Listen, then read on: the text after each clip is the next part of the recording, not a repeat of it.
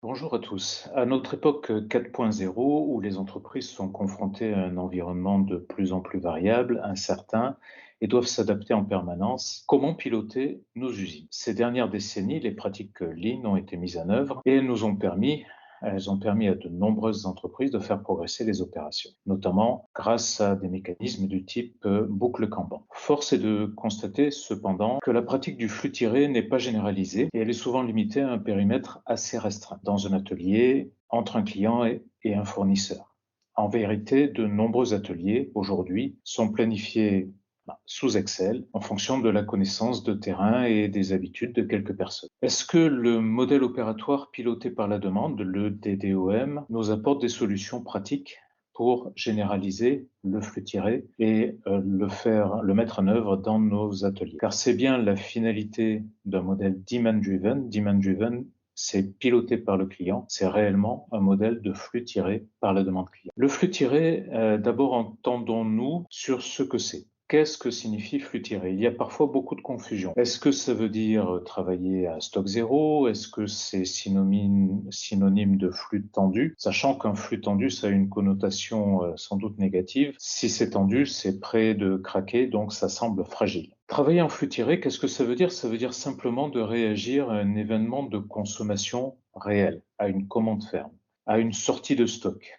On a consommé un bac de composants, par exemple, ça va déclencher le réapprovisionnement d'un bac pour remplacer ce que l'on vient de consommer. En faisant cela, on va se cadencer par rapport à la demande réelle du client. On oppose souvent le flux tiré et le flux poussé. Historiquement, on a par exemple opposé Kanban et MRP. En flux poussé, on déclenche les ordres de fabrication sur prévision. En flux tiré, on déclenche sur consommation. Ça a souvent été une vision manichéenne avec les bons et les mauvais, les bons et les méchants, etc. En fait, dans le cadre du modèle Demand-Driven, on va tendre à combiner les bons aspects, les bonnes pratiques de chacune de ces deux approches qui ont été en parallèle au fil des années. Alors le flux tiré, historiquement, ça existe depuis extrêmement longtemps. Le principe même d'un point de commande, qui est que quand on va atteindre un certain seuil, on va déclencher un réapprovisionnement, c'est un mécanisme de flux tiré. Et si on regarde historiquement sur ces dernières années, depuis ces dernières décennies, depuis les années 50. On a plusieurs méthodologies de flux tiré qui se sont mises en concurrence ou combinées. Les mécanismes de point de commande, les approches de lean manufacturing et de Kanban, qui sont ni plus ni moins qu'une variante de point de commande, la théorie des contraintes, avec notamment les approches Drum Buffer Hop, et plus récemment DDMR. En réalité, le flux tiré, c'est rien de bien compliqué. Nous le pratiquons tous lorsque nous faisons les courses. Nous réapprovisionnons dans notre frigo l'équivalent de ce que nous avons consommé la semaine dernière. Et il faut reconnaître que peu d'entre nous définissons l'ensemble des menus que nous allons préparer pour tous les repas de la semaine prochaine et faisons le calcul de besoins sur la base des recettes pour déterminer les ingrédients qu'il nous faut aller acheter. Curieusement, en entreprise, nous faisons l'inverse. On prépare les menus, on calcule les besoins en composants et on les fait livrer au juste moment. Mais que se passe-t-il lorsqu'un invité imprévu s'invite à table? Là, les choses deviennent un peu plus compliquées. Le Lean a permis l'extension des pratiques de flux tiré en entreprise, en particulier dans certaines industries comme l'automobile. La théorie des contraintes est basée sur des pratiques de flux tiré aussi, et notamment apporte des solutions dans des environnements de flux plus complexes. Cependant, ces différentes approches ne se sont pas généralisées et chacune est confrontée à des limitations. Le point de commande, typiquement, va fonctionner quand on est dans un mécanisme, dans une situation relativement simple, mais dès que les choses se complexifient, le point de commande va atteindre ses limites. Le MRP atteint ses limites parce qu'il est basé sur le fait qu'on va avoir une prévision fiable. Et plus on a de variabilité, moins ça va bien fonctionner. Le lean manufacturing et le Kanban traditionnel aussi, quelque part, fonctionnent bien lorsqu'on est dans une demande relativement stable. mais plus on va avoir de variabilité, plus le mécanisme va avoir du mal à suivre. Et la théorie des contraintes, qui a sans doute beaucoup de force, il faut reconnaître qu'elle ne s'est pas imposée, notamment peut-être parce qu'elle est difficile d'accès, pas nécessairement techniquement, mais dans la manière dont les mécanismes ont été proposés et promus. Et quelque part, DDMRP, sans doute, est une vulgarisation et permet de rendre plus accessible l'ensemble de ces techniques. Alors DDMRP est un modèle DDoM qui va plus loin que la simple gestion de stock. Alors est-ce que ce modèle DDoM va s'imposer comme le modèle adapté au XXIe siècle? La communauté industrielle en décidera, mais nous allons voir que le modèle certainement présente des avantages indéniables. J'ai emprunté cette comparaison à notre partenaire Optime Resources, qui a comparé selon un certain nombre de critères des pratiques bien connues, la théorie des contraintes, le Kanban, le MRP et DDMRP. Et les critères selon lesquels ces différentes approches ont été comparées, c'est la robustesse, est-ce que le système est robuste dans le temps et permet de prendre en compte l'évolution de l'environnement? Quand on a beaucoup d'articles à gérer, lesquels répondent mieux? Clairement, les systèmes qui sont basés sur des approches informatiques permettent de mieux répondre. Est-ce que ces systèmes s'adaptent automatiquement, sont évolutifs quand la demande évolue? Est-ce que ces systèmes ont un effet amortisseur sur la variabilité? Est-ce qu'ils sont à même de gérer des pics de demande? Est-ce qu'ils sont à même de gérer de la saisonnalité, des promotions? Est-ce que ce sont des systèmes qui intègrent du management visuel de manière à être intuitif et à faire en sorte que les équipes comprennent et adoptent les mécanismes? Et est-ce qu'ils sont simples à mettre en œuvre? Et vous voyez que, alors, il y a peut-être l'équipe Optime Resources était un petit peu biaisée en faisant cette approche, mais on voit que l'approche Demand Driven MRP et le DDoM au sens large répondent assez bien à l'ensemble de ces éléments, avec sans doute un focus sur le fait de, bien entendu, bien mettre en œuvre la méthodologie. Alors, si on essaie de définir le cahier des charges idéal du flux tiré adapté au monde d'aujourd'hui, qu'est-ce que l'on mettrait dans ce cahier des charges? Sans doute, on mettrait dans ce cahier des charges le fait de pouvoir s'appliquer à l'ensemble de la chaîne, c'est-à-dire de pouvoir mettre en place un flux tiré d'un bout à l'autre de la supply chain, en incluant la distribution, la fabrication, les approvisionnements. Le deuxième point, c'est que dans les différentes mailles de planification, quand on est au court terme, à la minute, à l'heure, à la journée dans l'atelier, on doit être cohérent avec les projections dans le futur et la planification au moins moyen terme. Ce système de flux tiré idéal doit être apte à traiter la variabilité parce qu'on y est confronté de plus en plus. Et il s'agit de variabilité de la demande, mais aussi de variabilité opérationnelle, de variabilité des approvisionnements, etc. Il doit être apte à traiter un portefeuille de produits complexe parce qu'on a tous de plus en plus de produits dans nos flux de fabrication et de distribution. Il doit être adapté aux flux simples. Je suis en ligne avec, par exemple, je sais pas, une opération de remplissage de bouteilles, ou bien je suis dans des flux complexes avec une trentaine d'opérations de gamme qui sont en concurrence sur un ensemble d'équipements dans un atelier de type job shop. Ce flux tiré idéal devrait être adapté aux grandes entreprises ainsi qu'aux PME. Il devrait être adapté à la fabrication sur stock, à la fabrication à la commande, à l'assemblage à la commande, à l'engineering to order, donc la conception à la commande. Bien entendu, ce flux tiré doit être supporté par des outils numériques pour s'intégrer avec l'infrastructure informatique et nos systèmes de gestion qui sont aujourd'hui intégralement numérisés.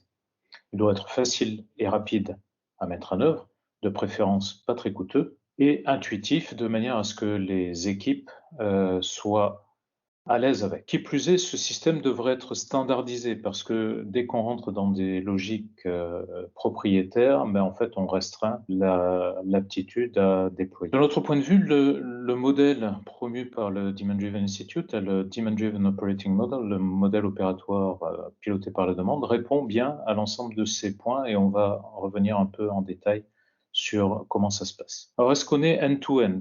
Clairement, oui, dans un modèle Demand Driven, on va pouvoir mettre en œuvre les méthodologies en distribution, en fabrication et côté appro. Et on va avoir un ensemble, alors, si on fait référence à nos solutions, aux solutions de Demand Driven Technologies, nous essayons de concrétiser cette vision au travers d'un ensemble d'outils qui va permettre effectivement de déployer un flux tiré dans l'ensemble de la supply chain. Est-ce que ce modèle répond bien à la variabilité? On a un certain nombre d'études qui ont été réalisées. J'en cite une ici qui est l'étude de Romain Miclot, qui était un des premiers à réaliser une thèse sur le DDMRP, qui a clairement démontré que plus on injecte de la variabilité dans un système, mieux DDMRP réagit par rapport à ce qu'un système MRP ou même une approche Kanban pourrait réaliser. Et bien entendu, un modèle DDOM va pouvoir plus facilement permettre de gérer des portefeuilles de produits complexes parce que les systèmes auxquels on a été très attaché de tableaux et de cartes ont beaucoup davantage les systèmes physiques. Par contre, ils ne sont plus compatibles avec la complexité des portefeuilles produits, la multiplicité de références. Maintenir des boucles de réappro dans ce domaine, c'est très compliqué. Alors, ce que l'on peut constater aussi, c'est que de grandes entreprises ont mis en œuvre des systèmes de flux tirés numérisés, incluant des Kanban, du Heijunka, l'actualisation en continu des boucles.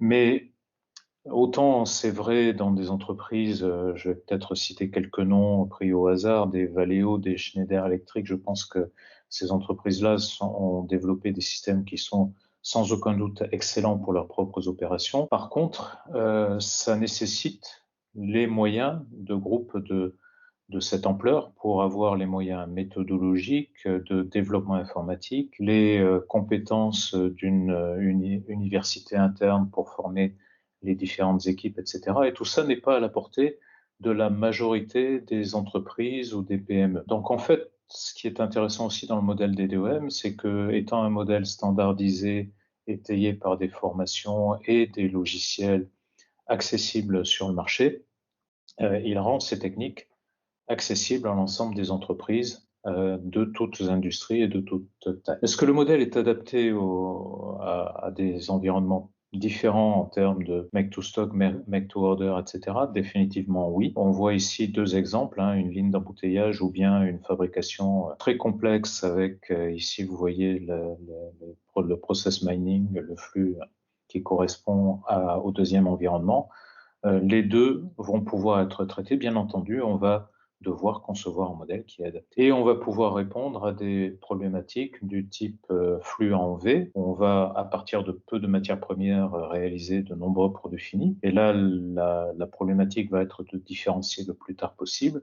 Ou par exemple à des flux en A où on va faire des assemblages complexes à partir de multiples flux d'approvisionnement, où là, la problématique va être de sécuriser le point de convergence de la disponibilité de l'ensemble des composants et sous-ensembles pour l'assemblage final. Clairement, le modèle DDOM est un modèle numérique avec des affichages interactifs. La vocation des tableaux de buffer, par exemple, c'est d'être dans l'atelier sur des grands écrans tactiles de préférence, et d'être le support des réunions d'animation à intervalles courts ou les OBEIA qui se passent dans l'atelier. Et bien entendu, ces systèmes-là sont intégrables avec les systèmes de captation d'informations des machines, les MES, etc.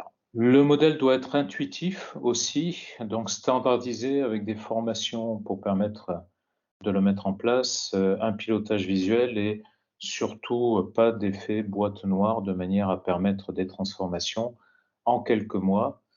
Et clairement, on arrive à faire en quelques mois des choses qui prenaient des transformations, à mener en quelques mois des transformations qui prenaient des années auparavant lorsqu'elles aboutissaient. Comment est-ce que l'approche se compare à ce que l'on peut connaître en termes d'ordonnancement d'ateliers et de logique logicielle d'ordonnancement qui est connu aujourd'hui dans un certain nombre d'ateliers?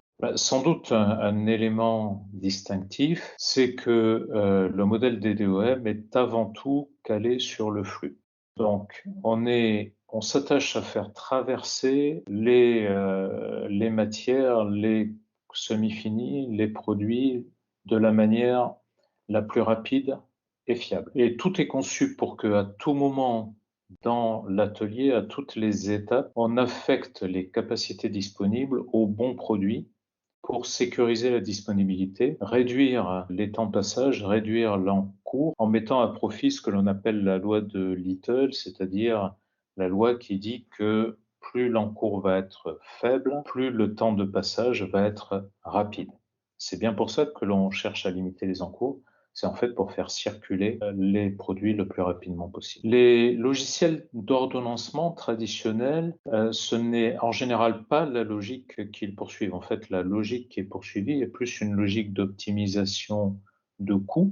Par exemple, une logique d'APS va vraiment être d'optimiser les coûts, d'optimiser l'occupation des moyens. Clairement, dans un modèle DDoM, on va vouloir optimiser les contraintes, c'est-à-dire l'exploitation des postes goulot, par exemple, dans nos flux, alors que dans une logique traditionnelle, souvent, on va chercher à optimiser l'utilisation de l'ensemble des ressources plutôt qu'à privilégier le flux. Et l'expérience montre, tous les praticiens du Lean peuvent en témoigner, l'expérience montre que privilégier les flux permet de réduire les coûts, mais que l'inverse n'est pas vrai. Si on privilégie les coûts, on va souvent aller à l'encontre du flux. Et on ne va pas chercher à replanifier au fil de l'eau.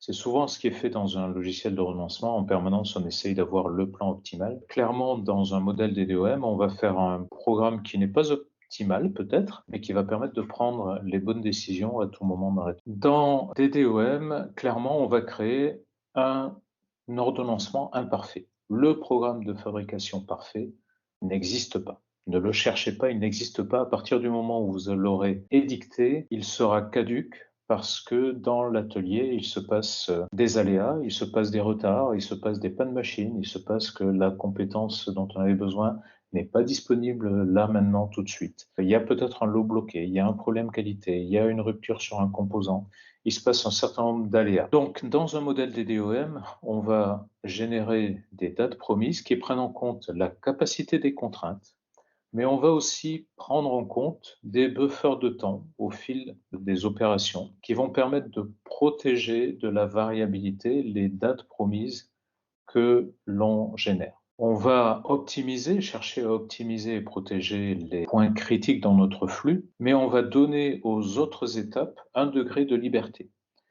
Et on va pouvoir piloter ces degrés de liberté avec une logique rouge, jaune, vert par rapport à des buffers de temps qui sont réapprovisionnés. Donc en réalité, on donne de la visibilité aux équipes de terrain pour que sur le terrain, en permanence, on puisse prendre les meilleures décisions possibles en privilégiant les ordres qui réapprovisionnent des articles rouges ou les ordres qui sont rouges dans les buffers de temps qui sont réapprovisionnés. Et on va protéger les points critiques dans notre flux. On va aussi contraindre l'encours au travers des mécanismes de corde, ce qui va permettre un temps de traversée rapide tout en étant protégé des aléas. Alors comment est-ce que tout ça se compare par rapport aux bonnes pratiques que l'on a pu développer dans le Lean? Si vous avez mis en place des logiques de pilotage Lean, peut-être que vous avez fait ce type de choses, c'est-à-dire que vous avez fait une VSM. Par rapport à votre VSM, vous avez défini quels sont les pacemakers ou les pace-setters ou les post-cadenceurs, c'est-à-dire les points par lesquels vous allez donner le tempo d'un flux.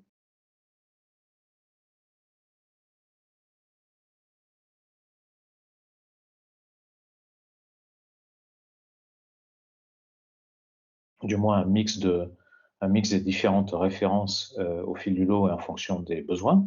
En amont de ce poste cadenceur, vous allez tirer le flux et en aval de ce poste cadenceur, vous allez avoir une ligne FIFO en général, c'est-à-dire une séquence d'opérations que vous réalisez en mode FIFO, de manière à livrer votre client. Qu'est-ce que ça devient dans une approche TDEM? Ben, ça ressemble étrangement en fait, puisque on va partir d'une contrainte que l'on va planifier et ordonnancer et exploiter à capacité finie. En amont, on va piloter, on va déclencher et piloter l'encours au travers d'une corde, et en aval, on va avoir l'équivalent d'une ligne FIFO avec une corde aval. Ce que l'on va ajouter sans doute, ce sont des mécanismes de buffer avec du pilotage rouge, jaune, vert, de fil d'attente et de réapprovisionnement de stock. Vous trouverez sur notre blog un petit tableau qui compare ces différentes caractéristiques entre une approche Lean et une approche DDoM. Je ne vais pas parcourir ces différents éléments lors de cette présentation aujourd'hui, mais clairement, vous verrez que en réalité, le DDoM est une évolution de bonnes pratiques bien éprouvées au fil des années. Donc, il Il n'y a rien d'antinomique, il y a juste une évolution qui va permettre d'aller plus loin, de mettre en œuvre du flux tiré dans un environnement qui est de plus en plus complexe, de plus en plus instable, mais qui répond toujours aux mêmes principes de pilotage qui ont été développés par le Lean et par la théorie des contraintes. Tout bientôt cet été, nous allons lancer une nouvelle version de notre outil DBR+. Alors en fait, depuis les années 2000, nous avons une paire de solutions qui permettent réellement de mettre en œuvre le principe d'un DDoM avec Replenishment Plus et DBR+. Toutefois, DBR+ était jusqu'à présent aujourd'hui dans une technologie d'installation sur site, on-premise, et une ergonomie clairement en retrait par rapport aux technologies modernes, cloud et à l'ergonomie d'un outil comme Replenishment Plus. Donc avec le lancement cet été de cette version full cloud de DBR+, dont on aura un aperçu un petit peu plus tard cet après-midi, pardon, nous aurons un environnement complètement intégré et avec l'ambition de faciliter l'adoption large du modèle DDoM. Merci pour votre attention et nous allons passer à une session de questions-réponses.